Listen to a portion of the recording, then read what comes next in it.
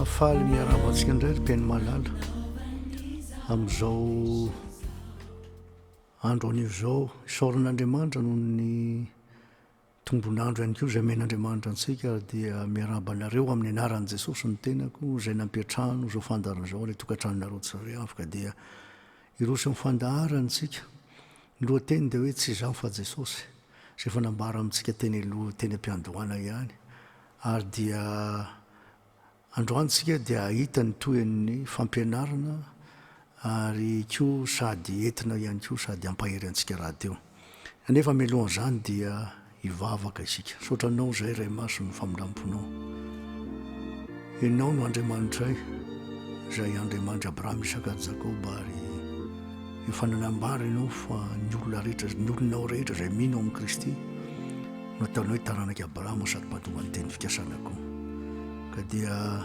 matoky sy misy mananteny zay fa dia ny fanana masina no mpahery anay ary koa ny olona tsiraray avy izay rehetra mihaino zao fandarana zao dia ianao hanokatra ny fomam-panahy ny saina ary hitondra aina famelombelomana ho anay tsiraray avy ny teny sy ny avana indrindraindrindra mba ho famonjena ho an'ny olona rehetra izay mihaino dia anao ny derany aja ny voninahitra Andriamanitra zao amin'ny anaranao Jesosy Tompo sy ny amin'ny rano vavaka amen. Tamin'ny farantsika dia nahitany amin'ny resaka hoe ny ota izay nahatonga an'i Jesosy zanak'olona. Misy antony moa zay hoe mahazanak'olona zay ary ny antony hanazavana an'izany hoe mahazanak'olona zany dia araka ny hita ao amin'ny Hebreo dia voalaza fa le Andriamanitra mihitsy no tonga olombelona olombelona tahaka antsika zao teo amin'izao tontolo zao ary rehefa hita voalaza ny amin'ny Filipiana any hoe rehefa hita fa nanatare olona izy zany hoe tahaka antsika teo amin'izao tontolo zao dia nanetry tena dia nanaikatra amin'ny fahafatesana dia le fahafatesana teo amin'ny hazo fijaliana ary misy fanambarana koa nefa ao amin'ny ten'Andriamanitra ao amin'ny Hebreo toko faharoa ary ny 140 amin'ny anaran'i Jesosy manao hoe fahita marina fa tsy anjely no vonjena fa ny taranak'i Abrahama no vonjena.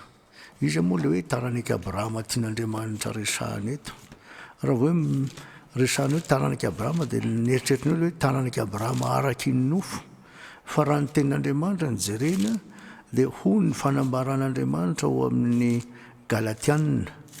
Galatiana toko 7 dia zao ny tenin'Andriamanitra eo amin'ny 9:20 manao hoe fa raha an Kristy ianareo dia taranak'i Abrahama sy mpandova araka ny teny fikasana. Le olona an Jesosy tonga zanak'Andriamanitra nandray ny fanomezana dia ny fanamasina tson'Andriamanitra hoe taranak'i Abrahama ankehitriny.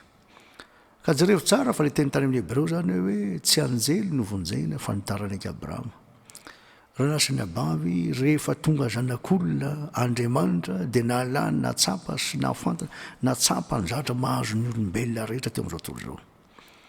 Reo fanatitra biby natao fahiny izay natao hoe fanatitra ny ota marina fa mahatsiaro fanaintaina indreny fa sain'izao tsy mahafantatra ny zavatra tena manjo ny olombelona teto amin'ity zao tontolo zao ty.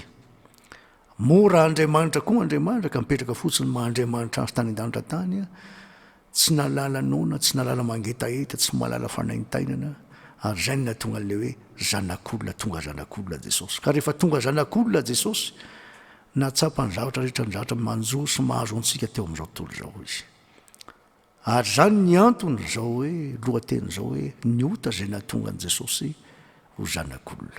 Tamin'ny farantsika dia nahita fa le hoe inona moa na tsy ny hoe fahotana nahitantsika hoe ny fahotana dia fandikan-dalàna hitantsika zay tao amin'ny Jaona voalohany toko 3:4 ny hoe ny ota ny fandikan-dalàna ary hitantsika koa zany amin'ny Jaona voalohany toko 5 ary ny 17 sy ny 18 hatrany 20 dia milaza manao hoe ota avokoa ny tsy fahamarinana rehetra.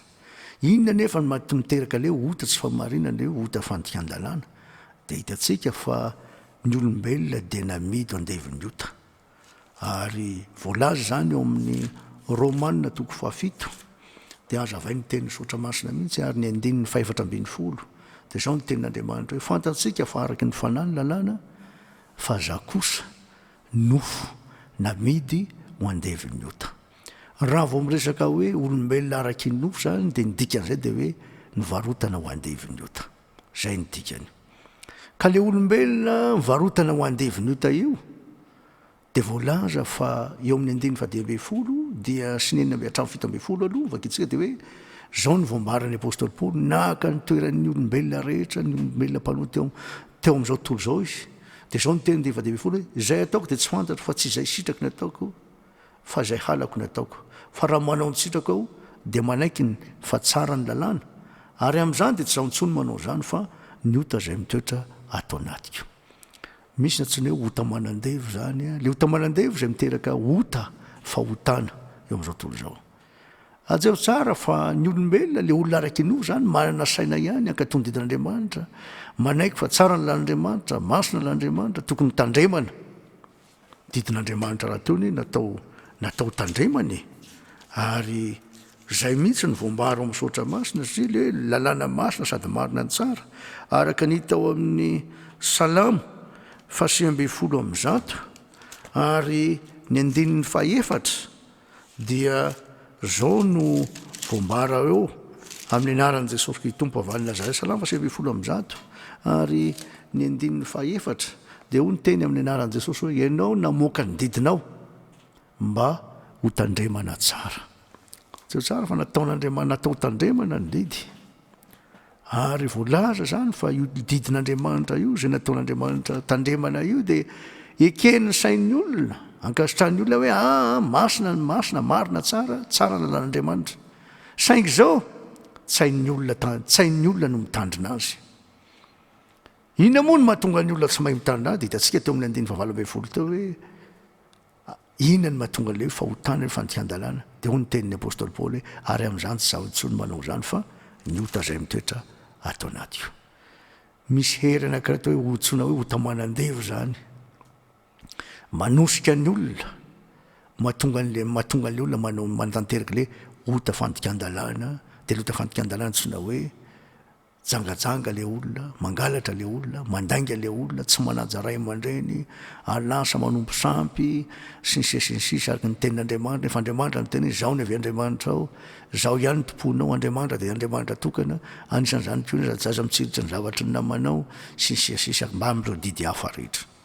Ka nolay nofon'le olona mihitsy zany zay andevy ny ota dia mahatonga le olona manao zay zavatra tsy sitrany. Na dia ao anatin'ny sainy sy ny eritreriny ny ankatony lalàn'Andriamanitra, didin'Andriamanitra dia tsy ho vitany na oviana. Amafisiny apôstôly Paoly izy io. Raha io Romanina toko 7 io mba hampazava tsara ny olona hoe inona ny mahatonga an'le izy. Dia hitantsika zao fa tsy devoly le izy satria nole tsy fahalalàn'le olona ny mahatonga an'izay. Hiteny avy hatrany hoe ianao misy devoly. Rehefa mizara tao hoe mizara tsy mety ataon'ny olona anankiray. Dia zao ny tenin'Andriamanitra ary azavainy koa izy 9:20 hatramin'ny 9:20 manao hoe fa fantatro fa tsy misy zavatra tsara mitoetra ato amiko dia ato amin'ny nofoko. Fa ato anatika any ny fikasana saingy ny hatanteraka ny tsara no tsy ato. Tsy tsara fa mazava mihitsy ny tenin'Andriamanitra zany fa zao ny apôstôly Paoly dia niteny rehefa nitsindriny ny fanamasina dia hoe nanambara amin'izany mihitsy hoe tsy misy zavatra tsara mitoetra ato amiko dia ato amin'ny nofoko. Manana fikasana tsara ihany ny olona. Any amin'ny sainy, any amin'ny eritreriny ihany, hanao zavatra tsara kanefa zao no le nofony malemy, tsy afaka manohitra, tsy afaka hanao na inona na inona, no le ota manan-devo, dia mahatonga azy mananteraka le zavatra fantany hoe ty tsy tokony atao ty. Dia zay ny mahatonga an'izay. Ary zay ny nahatonga an' Jesosy raha nivavaka teo amin'ny mbona teo amin'ny raha io mamelany elony fa tsy fantany izay ataony. Ary mbola nampiany indray ary tao Getsemane hoe ny fanahy manaiky any fa ny nofo no tsy manan-kery. Malemy ny nofon'olona no ty nofontsika ty. Ary zay no nahatonga ny tenin'Andriamanitra. Raha ratsika kely ny tenin'Andriamanitra eo ihany 120 amin'ny anaran'i Jesosy. Dia zao fa raha tsy sitrako no ataoko, zany hoe raha mandainga na mangalatra, dia ho ny tenin'ny apôstôly Paoly 120 fa raha tsy sitrako no ataoko dia tsy zaho intsony manao zany fa ny ota izay mitoetra ato anatiko. Amafisiny tsara mihitsy zay.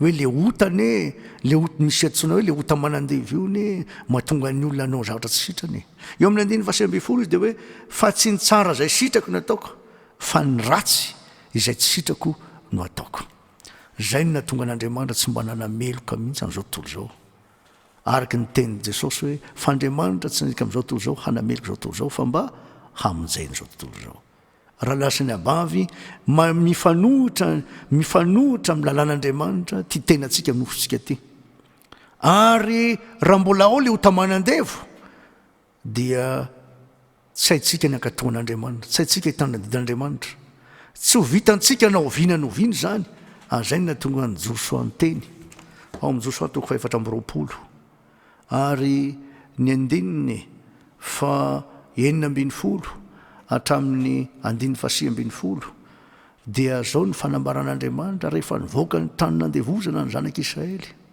dia nyteny tamin'ny Josoa fidinareo anio zay tomponareo ozy izy nyteny Josoa tamin'ny zanak'Israely na ozy izy zay ny Andriamanitra zay nitomponyrazanareo tany andafiny io na ny Andriamanitra ny Amorita zay ponina teto amin'ny tany nenareo any fa raha izao sy ny ankona kosa dia hanompo any ave zahay saingy zao ahoana moa ny azaontsika ahoana ny aizantsika manompo an'Andriamanitra ny zanak'Israely rehefa nytenen'ny Josoa zany dia nyteny mihitsy izy hoe ahoana moa ny afoizan'Andriamanitra sanatria aminay zany eo amin'ny 7 avy hatrany ary zao ny tenin'Andriamanitra ao dia namaly ny vahoaka ka nanao hoe sanatria raha afoy any ave zay ka hanompo zay Andriamanitra hafa 7 fa eve Andriamanitsika dia izy nitondra antsika sy nyrazantsika nivoaka avy tany amin'ny tany Egipta tany amin'ny trano nandevozana ary izy no nanao reny famantarana lehibe reny teo masontsika sy niaro antsika teny amin'ny lanina rehetra zay narentsika sy teny amin'ny firenena rehetra zay nitetezitsika ary ave nandroaka ny firenena rehetra teo anoloantsika dia ny Amorita zay nona teto amin'ny tany koa zay koa dia hanompo any ave fa izy no Andriamanitsika 9 ary Josoa tamin'ny vahoaka tsy mahay manompo any ave ianareo fa Andriamanitra masina izy Andriamanitra sary-piaro izy mazava ny teny Josoa tamin'ny zanak'Israely fa hoe tsy hainareo ny hanompo any ave raha lasany abavy ataontsika marina ahoana marina moa nanompo an'Andriamanitra ankatony didina ankatony zavatra ny tenina nanaraka zavatra lazainy amin'ny teniny amin'ny alalany ty nofotsika malemy tsy mahavita nainana ny an'ity tsisy zavatra ho haitsika tao ary marina ny fanambaran'Andriamanitra araky ny tenin'Andriamanitra ihany koa ao amin'ny Joba dia mazava mihitsy ny tenin'Andriamanitra ao ary ho ny fanambarana indrindra ny amin'izany zavatra zany Joba dia nanazava tsara mihitsy ao misotra masina Joba toko 9 dia zao ny teny amin'ny anaran'i Jesosy manao hoe haniry vanjozoro raha tsy eny amin'ny fotaka ary trebona vany arefo raha tsy misy rano ny zozoro mila fotaka ny arefo mila rano isika amin'ity nofotsika malemy ity raha tsy misy an'Andriamanitra zany dia ahoana koa tsy afaka anao nainy tsy havita nanainainana ary zay ny natonga an' Jesosy ny teny ao amin'ny Jaona toko 5:30 tampany voalohany ihany ndraisitsika araky ny teny hoe raha io raha izao ihany dia tsy mahay manao na inona tsy mahefa na inona rehefa naka ny toerantsika ny foanany ny maha-Andriamanitra azy naka ny toerantsika olombelona rehetra teo amin'izao tontolo izao Andriamanitra tamin'ny alalan'i Jesosy tsampany ny fahalementsika tsampany zatratra manjo ny olombelona rehetrarehetra na tonga azy ny vavaka ny tany tamin'ray raha io fantatro fa raha izao ihany tsy mahefa na inona raha lasany abavy inona ary ny fiezana ataontsika amin'izany raha miezaka tsika taony teo ihany teo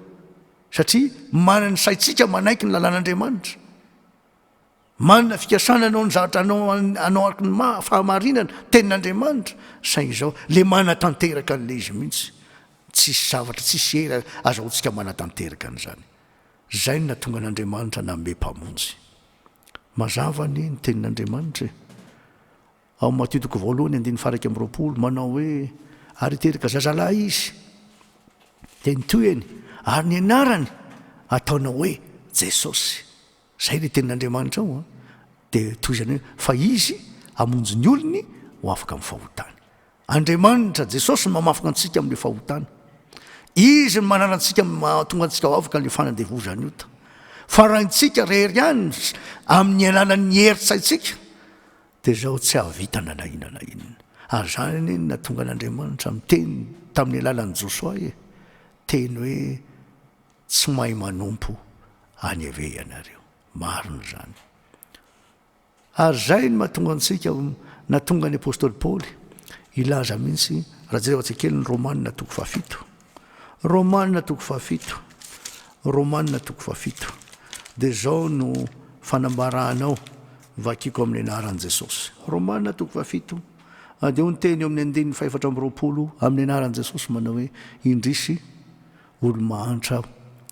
Iza no nafaka amin'ity tenany fahafatesany ity. Le tenany fahafatesany ty manambara ny ty tenantsika ty andevony io tsy mahavitana na mihitsy na dia kely akory azy. Zay ny antsony ny apôstôly Paoly azy iza reny no nafaka amin'ity tenany fahafatesany ity.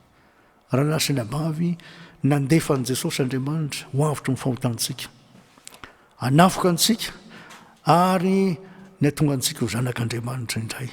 Saingy zao tsy vita ny mahery ny tenantsika zay, ary zay mihitsy ny natonga an'Andriamanitra na mipamonjy araka ny teny Jesosy hoe mino ny filazantsara ka mibeba ianareo. Asan'Andriamanitra ny mahatanteraka an'izay fa tsy avy amintsika anao vinaloviana. Rahatsika indray ary ny tenin'Andriamanitra ny amin'ity hoe resaka hoe fahotana hoe hotamanandevo ity, dia ina koa ny zavatra mombara misotra masina. Raha lasina vavy zao ny teny sotra masina eo amin'ny ao amin'ny Galatianina 7:5 azafady. Galatianina 7:5 dia zao ny tenin'Andriamanitra ao amin'ny 7:70 amin'ny anaran'i Jesosy. Zao ny teny amin'ny anaran'i Jesosy manao hoe fa ny nofo manohitra ny fanahy, ny fanahy ary ny fanahy manohitra ny nofo, ary mifanohitra izy roa mba tsy azahoanareo manao zay zavatra tianareo. Ka ina le zavatra tiatsika? Hitatsika zay tamin'le Romanina 7 hoe manaiky fa tsara ny lalàn'Andriamanitra, nataony men'Andriamanitra tokony tandremana. Saingy zao misy le hery anankiray tsy na hoe hotamanandevy io, manohitra misakana ny asan'ny fanahy masina, misakana an' Jesosy, misakana ny tenin'Andriamanitra tsy ho tanteraka mihitsy. Ary zay ny mahatonga le teny eto hoe nofo manohitra ny fanahy. Le fanahy ny tian'Andriamanitra hoe ny teny zay lazaiko aminareo dia fanahy sy fiainana. Ary zay ny mahatonga ny tenin'Andriamanitra hoe mifanohitra izy roa. Zany hoe le nofo le tenin'Andriamanitra mihitsy zany dia zao misy hery anankiray manohitra leo ao amin'ny olona ao, mahatonga le olona tsy hahitanteraka, tsy havita an'izay zavatra zay. Zay ny natonga ny fanambarana zay hitantsika teo hoe tsy ho vitanareo mantsy ny zanak'Esy Josoa ny anompo an'Andriamanitra, ny anompo any avefa Andriamanitra masina izy. Raha lasy anabavy ary zay ny mahatonga ny tenin'Andriamanitra manambara mihitsy raha ho arahantsika ihany ny tenin'Andriamanitra misotra masina. Hoy ny apôstôly Paoly Romanina 7 zay hiverenantsika kely. Romanina 7 dia zao ny teniny vombaro amin'ny 2:20 hatramin'ny 2:20 dia zao ny fanambaranao amin'ny anaran'i Jesosy ihany hoe fa mankasitraka ny lalàn'Andriamanitra aho araka ny toetra anaty. Zany hoe ny saitsika manaiky ny lalàn'Andriamanitra, ny eritrerititsika ny ankatony didin'Andriamanitra masina sy marina tsara araka ny toetra anaty. Nefa 2:20 nefa mahita lalàna hafa momba ny tenako aho, miady amin'ny lalàny saiko ka mamabo amin'ny lalàny ota zay ao amin'ny momba ny tenako. Dia tsara fa le lalàny ota zao momba ny tena minofon'ny olona mihitsy io. Manohitra miady amin'ny lalàny saiko zavatra ka sain'le olo amin'ny sainy, ary ny lalàn'Andriamanitra zay keny amin'ny sainy, zay ny keny ny sainy hoe marina sady marina ny tsara, saingy tsy ho vitan'ny olona ny antanteraka azy. Noho ninona? No le tena ny nofony malemy zay andevony ota tsy azahoany olona manao na inona mihitsy na dia kely azy. Ry rahalasy anabavy, tsy mahagaga Andriamanitra raha tonga zanak'olona. Niara-nonona tamintsika teo amin'izao tontolo zao ary natsoina ny anarany hoe Emanuela, zany hoe raha dika dia amintsika Andriamanitra. Zay ny dikany. Andriamanitra niaraka niara-nonona tamintsika olombelona mpanota teo amin'izao tontolo zao. Fitiavana natonga an'Andriamanitra natanteraka an'izay. Ary marina zany fanambarana zany. Raha ho ratsika kely ny tenin'Andriamanitra ihany ary. Hoe ahoana moa le hoe olombelona ty hoe le olombelona mpanota araky ny nofo ity. Dia misy tenin'Andriamanitra zay fanazavana kely ihany. Ambaran'ny apôstôly Paoly koa eo amin'ny Romanina 7 ary ny 5.